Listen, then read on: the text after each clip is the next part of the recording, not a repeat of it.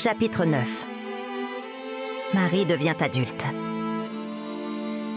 Les années passèrent et Marie, qui avait un peu plus de 14 ans, vit son destin à nouveau bouleversé par un décret céleste.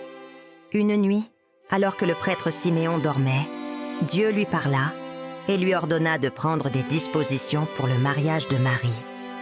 Le matin venu, Siméon s'assit avec Marie pour lui faire part de ses intentions. Avant qu'il ne puisse parler, Marie, avec une conviction claire et inébranlable, s'adressa d'abord à lui. Sa voix était posée mais pleine de sérieux. « Monsieur, je souhaite préserver une chasteté perpétuelle tout au long de ma vie, car je veux me consacrer à Dieu au service de ce saint temple en échange des grandes bénédictions qu'il m'a accordées et faire ce qui est conforme à sa volonté. » Siméon l'écouta avec une douce sagesse, l'air pensif. « Ma fille, répondit-il, tes saints désirs sont agréables au Seigneur. Mais souviens-toi qu'aucune jeune fille d'Israël ne s'abstient de se marier tant que nous attendons la venue du Messie conformément aux prophéties divines. Dans l'état matrimonial, tu peux servir Dieu véritablement et dans une grande perfection.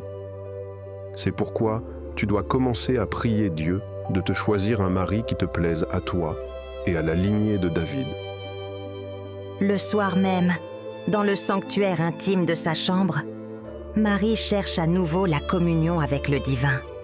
Agenouillée en prière, les mains jointes, elle présente d'une voix douce et passionnée sa requête la plus sincère. « Bien suprême et amour de mon âme, tu connais bien le secret de mon sein et de mes désirs, que tu as fait naître en moi. Bien suprême et amour de mon âme, vous connaissez bien le secret de mon cœur et de mes désirs, que vous avez excité en moi dès le premier instant de mon existence auprès de vous. Préserve-moi donc, mon époux, pur et chaste, comme je l'ai désiré, j'invoque ta grandeur, Seigneur, et je me confie à tes infinies miséricordes. » Ces paroles sont restées dans l'air, témoignant de sa dévotion et de sa confiance inébranlable dans le Tout-Puissant. Dans l'interaction des ordres divins et des désirs des mortels, le chemin de Marie a été tracé, un voyage tissé de chagrin, de devoirs sacrés et de la promesse lumineuse d'un destin au service du Tout-Puissant. Son cœur, bien qu'accablé par le poids de sa vocation, est resté inébranlable. Un phare de foi et d'humilité dans un monde qui aspire à la rédemption.